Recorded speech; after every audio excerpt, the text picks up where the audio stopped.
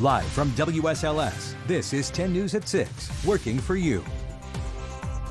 Now at 6, a fire killed 19 people in New York City. We'll show you the effort from hundreds of firefighters across the city and the toll it's taking on people living in the Bronx.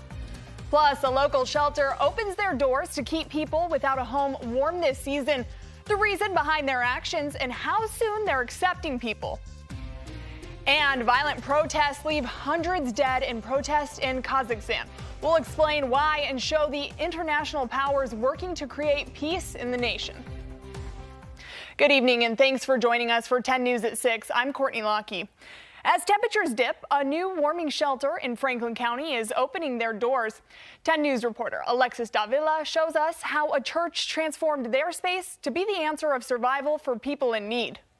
After a quick temperature check and a scribble in the attendance book, anyone in need can step into the new warming shelter.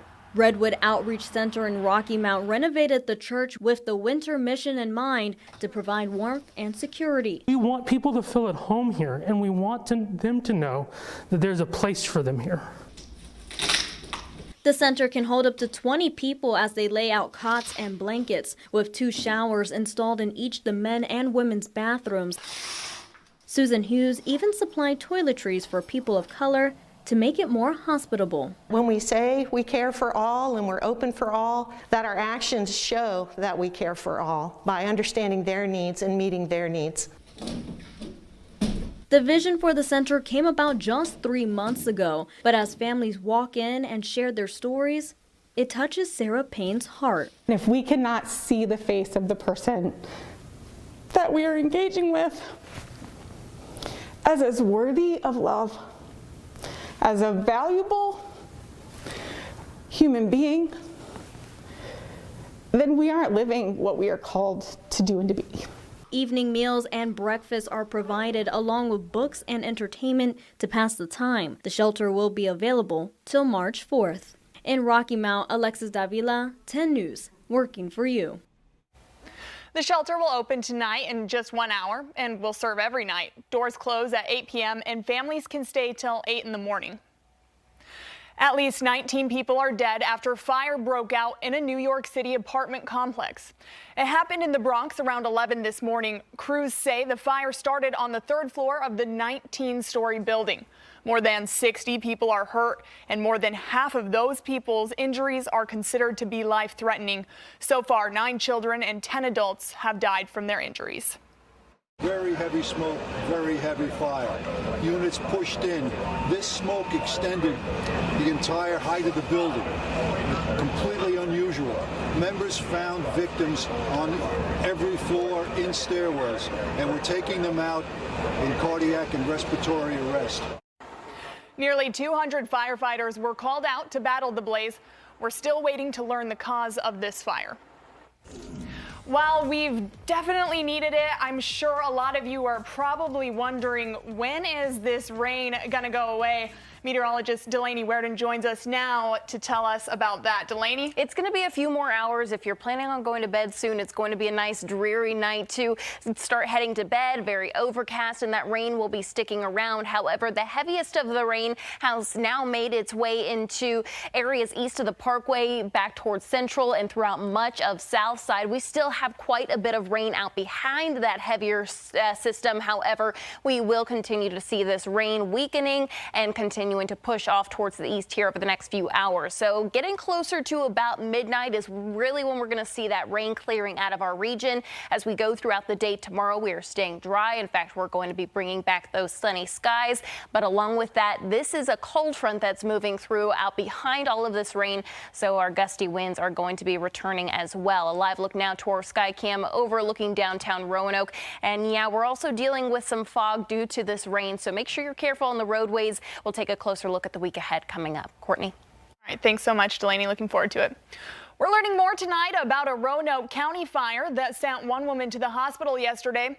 That fire happened in the 3400 block of Locust Grove Lane in the Fort Lewis area. Authorities tell us a firefighter was also hurt and that the damage will cost around $250,000. U.S. officials are set to speak with Russia tomorrow on their involvement with Ukraine. We're working for you to explain how the White House is trying to avoid international conflict. Then the rescue mission of Roanoke receives its largest donation ever. The reaction in the church that's lending a helping hand. Have a question about current events, new laws? We can help. Just ask 10. It's easy. Go to WSLS.com, click on the menu icon, and click Ask 10. Type your question. We'll get to work on your answer. Ask 10 on WSLS.com. High-level diplomatic talks between the White House and Moscow are scheduled for tomorrow.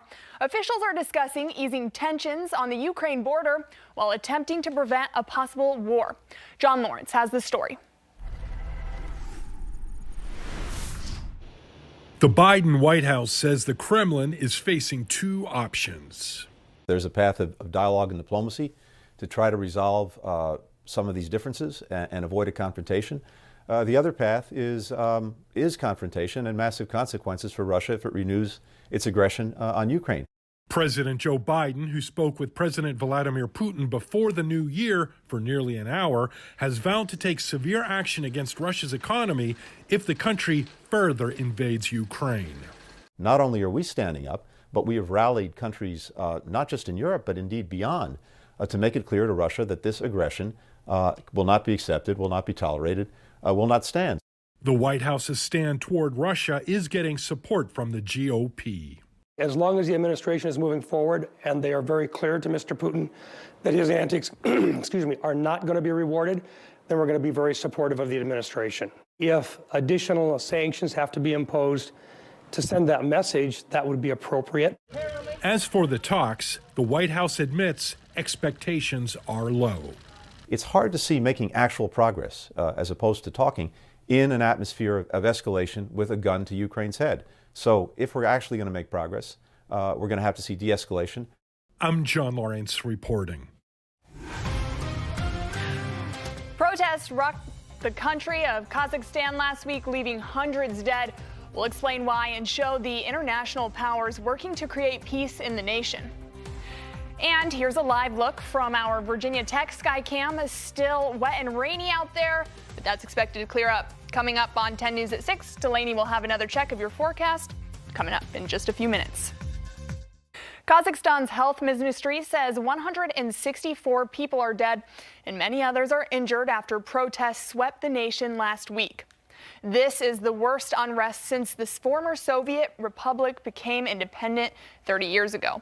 Protesters stormed the mayor's building in the country's largest city and set it on fire. A Russia-led military alliance sent peacekeeper troops to the country at the request of the president. The protests began over a sharp rise in prices for liquefied petroleum gas fuel. The rescue mission received one of their single largest donations ever today from a local church. The Church of the Holy Spirit honored the Roanoke homeless shelter with a check of $100,000. The church and the shelter have worked hand in hand for more than 17 years. The money will help maintain services like addiction treatment, employment resources, along with food and shelter. When a gift like this comes, it's just, I'm humbled, I'm grateful. Just the fact that this church, this fellowship is coming alongside us and believes in us and sees the importance of our work. Just this week, the shelter launched a new outreach program where volunteers meet people in need to offer free medical help. Your local weather authority, always watching and tracking for you from the JES Weather Center. Temperatures were more seasonal today. We started off very overcast, now tracking that widespread rain. For the most part, our heaviest rain now east of the Parkway throughout much of Southside, but also starting to make its way out of Central. We've been seeing this over the past several hours. Very beneficial. We still need all of this rain to help us get out of our drought. However, of course, you want to make sure you're careful on the roadways. We still have quite a bit of lighter rain further off towards the west that will continue to track through over the next few hours. So if you have have to travel, make sure you're giving yourself a little bit of extra time on the roadways. Again, some of us dealing with some low visibility as the system pushes through back towards Blacksburg. Your visibility down to a mile, 0.8 of a mile over in Lewisburg. Here in Roanoke, certainly seeing some improvement from earlier. We're seeing our visibility now down to 7 miles. For the next few hours, we will continue to watch this rain again, pushing off towards the east. By 8 p.m., we're still holding on to that, but starting to see a little bit of relief if you live, say, in portions of the New River Valley along with the Highlands. Even as we head towards about 10, 11 p.m., all of that rain is moving out. We may be left over with a little bit of mist, a little light drizzle, but other than that, things are going to be quiet for us. Still holding on to quite a bit of cloud cover. However, that is going to clear out heading into the overnight as we head throughout the day for your Monday,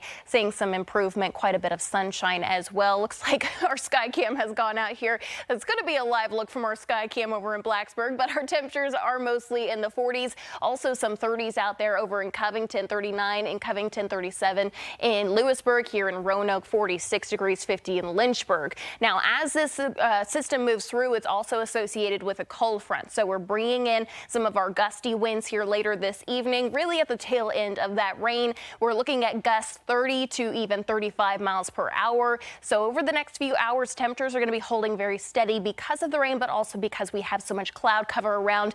As our temperatures fall into tomorrow morning, especially when the clouds start to move out, we will return to the 20s by tomorrow morning, even some lower 30s back towards south side. Tomorrow's winds will again be staying gusty, which may not seem too bad, but because our temperatures are going to be much colder, heading out the door tomorrow morning, temperatures, if you're in that darker purple, feeling like the single digits, the further east that you travel, say throughout much of south side, feeling like the 20s. So your 7-day forecast throughout the New River Valley, temperatures are starting off cold for the start of our work week, but then as we head towards the second half, we're going to see things kind of evening out a little bit, maybe a little bit more cloud cover on Thursday. Other than that, throughout the work week, things are looking very quiet for us. It's not going to be until next weekend that yet another cold front will be moving through, and that's going to bring us another chance for rain, but also some cooler temperatures once again. Oh, wow. Believe it or not, I haven't broke out the winter coat yet, but it looks like I definitely will tomorrow morning. Yeah. Bundle up. Thanks, Lainey. New mothers are facing unprecedented challenges during the new year. Tonight at 11, NBC's Jalen Henderson shows us the historic role doulas play in our society. And coming up after the break, Tony Bennett fills us in on why the Cavs came up short against the Tar Heels. The UVA women back in action for the first time this calendar year. And in the NFL, some former Hokies come up big in Washington's season finale. That and more next in sports. Ahead for us, it's being called one of the worst fires in modern New York City history. What we're learning about a horrific blaze. Plus, are the hospitalization numbers for COVID misleading? We take a closer look at that. All that ahead on Nightly News. For news and notes, after suffering injuries in 2019 and 2020, Klay Thompson set to return for the Warriors tonight. Vic Fangio is out as the Broncos head coach. And again, Sunday Night Football, Chargers and Raiders. If that ends in a tie, they both are in the playoffs. Speaking of winners, one was found in the $630 million Powerball this week in Wisconsin. Wow. They only won half, which, I mean, bummer, totals about $316 million. The second winner is somewhere in Lynchburg. Just kidding, no, Sacramento, California, I wish. So it's not you. No, it's not me. It's not me. But, you know, the jackpot, it's the 7th largest in history of the Powerball game. So maybe next time for me. Yeah. But Delaney, can we get a last look at the weather? Yeah, we are going to continue to track this rain here for the next few hours. Again, the heaviest rain is mostly east of the Parkway at this point. That's not to say if you are on the roadways that you won't run into some heavy bands of rain. However, we will continue to see some of that lighter rain moving across the region, moving out here in the next few hours. If you're enjoying the rain, enjoy it while it lasts. We do have, however, a lot of sunshine in the week ahead. Your temperatures will be mostly in the 40s and 50s. Heading throughout the week, more rain returns next week. All right, 50s. I'm looking forward to that. Yeah, a little bit warmer, more closer to seasonal for this time of year. Yeah, well, we've been spoiled, so I think it's about time that we see that winter weather. Yeah. All right, thank you guys so much for tuning in. NBC News is next, and we'll see y'all back here at 11.